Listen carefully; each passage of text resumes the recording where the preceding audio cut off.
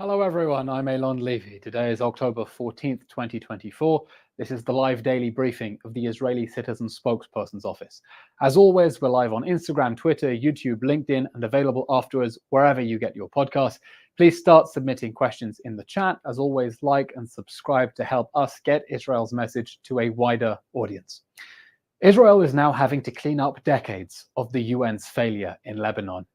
You may have seen videos showing Hezbollah fortifications, including tunnels, just 100 meters from bases of UNIFIL, the UN peacekeepers. Hezbollah drilled rock, brought supplies, and had terrorists coming in and out, all as UNIFIL watched, and did nothing for 18 years.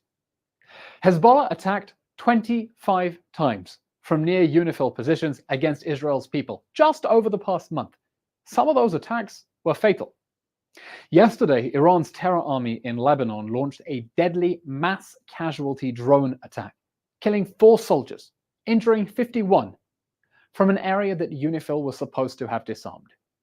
UNIFIL literally had one job, but UNIFIL didn't disarm Hezbollah. Instead, UNIFIL watched Hezbollah fortify southern Lebanon right under their noses. UNIFIL watched Hezbollah deploy tens of thousands of terrorists, hundreds of thousands of heavy weapons, rockets and missiles. And for the past year, UNIFIL watched Hezbollah rain hellfire on Israel's people.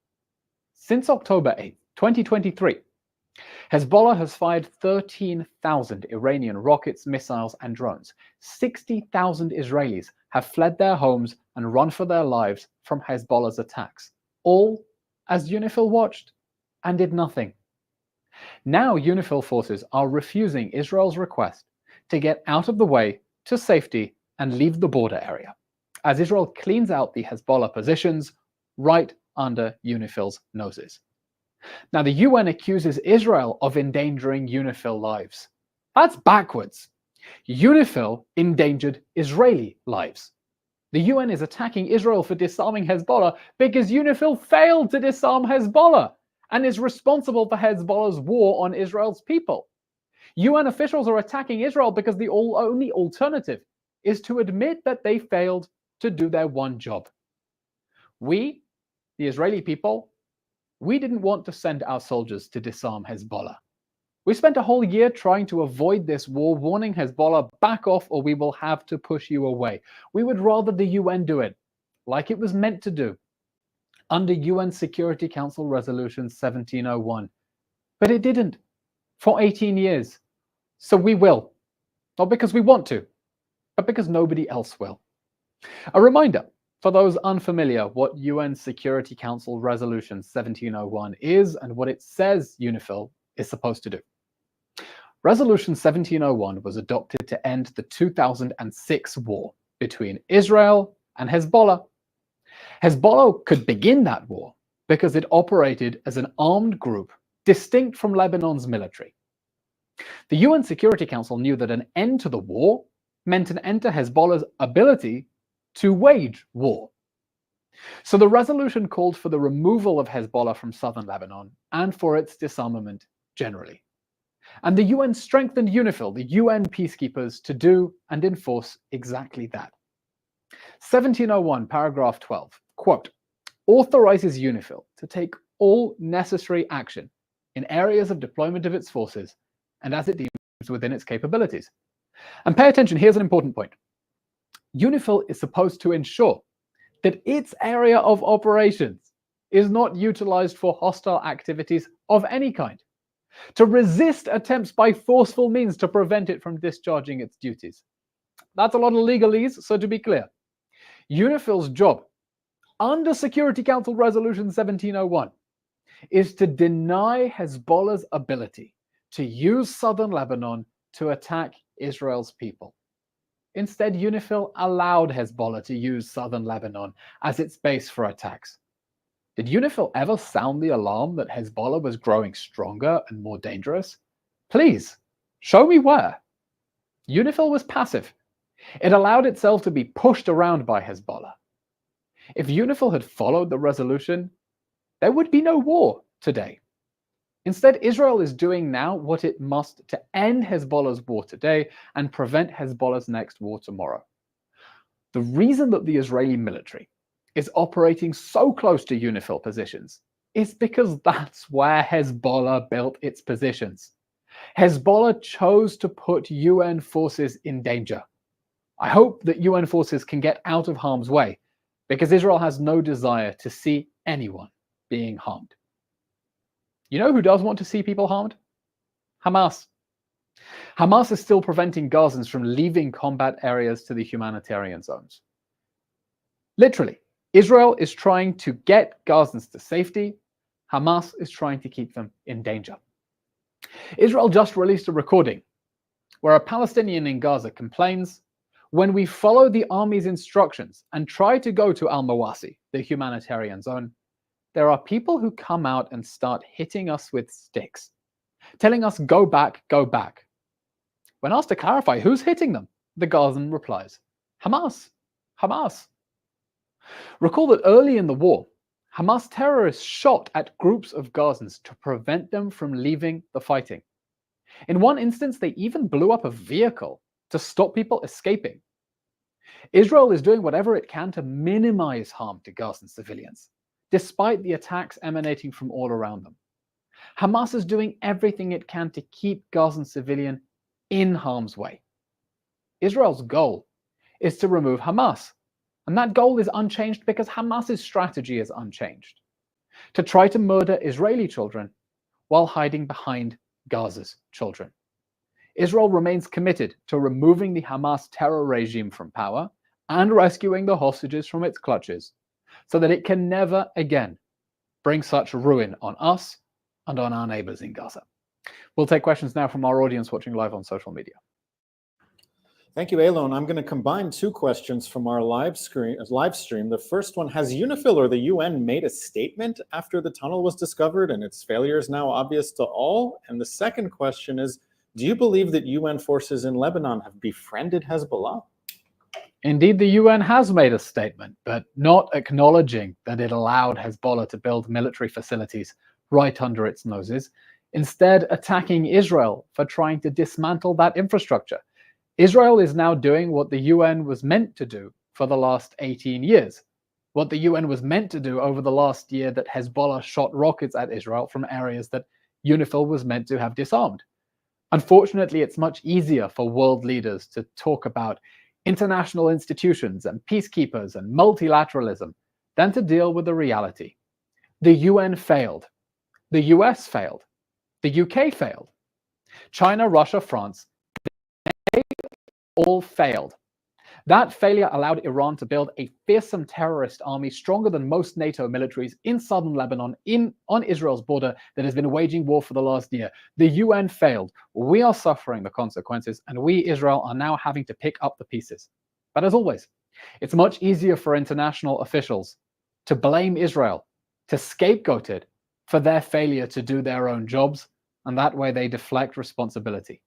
They're still talking about a diplomatic resolution, by the way. We want a diplomatic resolution.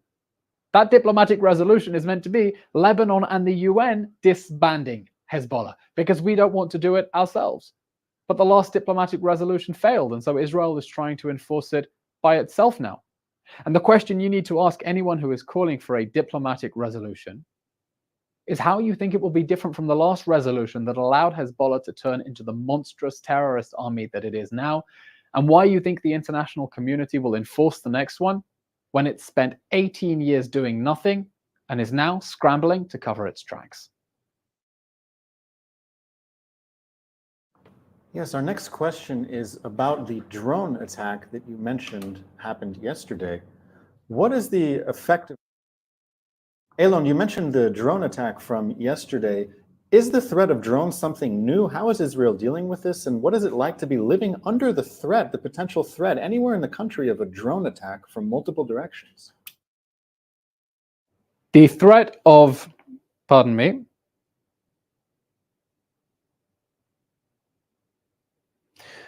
the threat of drone attacks is new in this war. It is one of the most terrifying developments because Israel's Iron Dome facility, which is able to shoot down rockets, can't necessarily target drones. We're talking about small aircraft that fly not very high above the ground and can maneuver. and that makes them very difficult to intercept. We've had drones coming from all possible directions. A massive drone attack from Iran back in April. Drones coming from the Houthis in Yemen. A few months ago, they hit an apartment block in Tel Aviv and murdered a man in his bed. On Yom Kippur, we had a drone attack from Hezbollah in Lebanon that crashed into an old age home in Herzliya. And just yesterday, the biggest mass casualty incident since the October 7th massacre itself, when Hezbollah in Lebanon sent a suicide drone into Israel, killing 4 Israeli soldiers, seriously wounding 7 and wounding many others. There were no sirens, they weren't picked up. And this is going to be a serious challenge for Israel going forward to try to deflect the attacks from drones, which are very cheap to produce and very difficult to intercept. And that's a reminder that Israel needs to be at the top of its game and needs to have all the top defensive capabilities, and why it is so dangerous right now that anti-Israel activists around the world are trying to destroy cooperation between Israel and neighboring countries, to cut off arms supplies, because they want to leave Israel exposed and vulnerable as it is fighting for its life on 7 fronts against an Iranian regime and their proxy armies with increasingly sophisticated weapons. This is a question from our YouTube live stream from Tabia in Germany, who asks, can Israel stop allowing UNRWA to be present in Gaza and or the West Bank? Is anyone going to de-radicalize the Palestinians after the war? The international community is going in the wrong direction now if we want to see sustainable peace between Israel and our neighbors, the Palestinians. In order to make that possible, we need 3 things, the 3 Ds. Destroy Hamas. There can be no peace while Hamas still governs Gaza. Demilitarize Gaza. There can be no peace if Gaza is still controlled by a terrorist group with rockets and weapons. And de-radicalize Palestinian society. The Palestinians in Gaza need to understand that their leaders are responsible for the horrific decision to drag them into the October 7th war out of a commitment to a forever war to destroying the state of Israel in any borders whatsoever. The more steps we have by the international community to tell them October 7th was the right thing, the more likely they are to relapse into terrorism. That's what happens when countries like Norway, Spain, and Ireland recognize a non-existent Palestinian state. That's what happens when countries like the UK commit more funding to UNRWA. They're telling the Palestinians that terrorism works. Unfortunately, even our allies are sending the wrong signals to the Palestinians out of a complete misunderstanding about the conflict that we are in. For over 100 years, the Palestinian National Movement has been fighting a forever war to destroy Israel and have been unable to accept Israel's permanent existence. And if you want your leaders to promote peace in the Middle East, instead of pushing it further away, you need them to empower the Palestinian leaders who are willing to stand up and say that the state of Israel has a right to exist as the Jewish homeland. But as long as they empower the people who think that terrorism is the way forward, they are pushing peace further and further away. Elon, this is a question we're getting on multiple platforms. It's been a number of days now since Iran fired 180 ballistic missiles at Israel. What will the Israeli response be? When should we expect it? And what else should we know about this situation? It has been 2 weeks since one of the biggest ballistic missile attacks in history. 200 ballistic missiles. Everyone in the country had to run for shelter. And Israel is weighing up its response. We have just received a delivery of very sophisticated anti-ballistic missile systems from the United States. And Israel is planning its response. The defense minister is warning that it will be serious, that it will be a surprise, that the Iranians will not understand where it is coming from or how it happened. Now, we don't know exactly when this is going to happen. Israel will have different strategic considerations about whether to do it now or a little bit later. Let's remember that the Iranian regime built Hamas and Hezbollah in order to protect the regime. And those terrorist armies are now on their feet, on their knees. Israel has decapitated Hezbollah's leadership. It has reduced its weapons stockpiles to maybe a third of what they were. It's possible that Israel wants to weaken Hezbollah a little bit further, to weaken Iran's defenses before taking on Iran itself. But the whole world needs to be prepared for what is happening. Israel will strike Iran.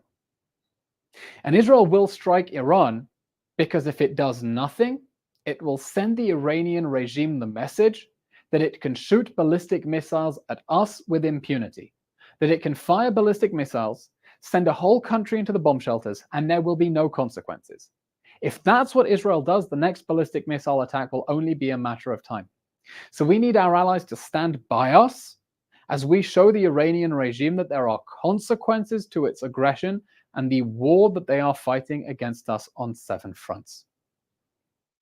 Our final question today is from Rachel on Instagram, who asks, how is Elon staying sane in these times? Coffee. No, I'm joking. Look, everyone in Israel is operating under immense pressure and stress since the October 7th massacre and the war that it started. We are fighting for our lives on 7 fronts. On any given day, we have rockets and drones from 4 or 5 different directions. It's scary. It's deeply disconcerting. And it's important that people find time to check out a little bit, relax, switch off their phones, take a digital detox, disconnect from the news, enjoy time with their friends and their families, and remember what really matters. Go out, take a deep breath, go for a walk, enjoy the sunshine, enjoy the beach. Okay, that's all we have time for today. Thank you for tuning in. We'll be back tomorrow at 3 p.m. Israel time. Please follow the Israeli Citizen Spokesperson's Office on all the social media platforms and help to get our message out to the world, because we are fighting for our lives, and your support and you speaking up really, really helps us hold the fort. Thank you very much.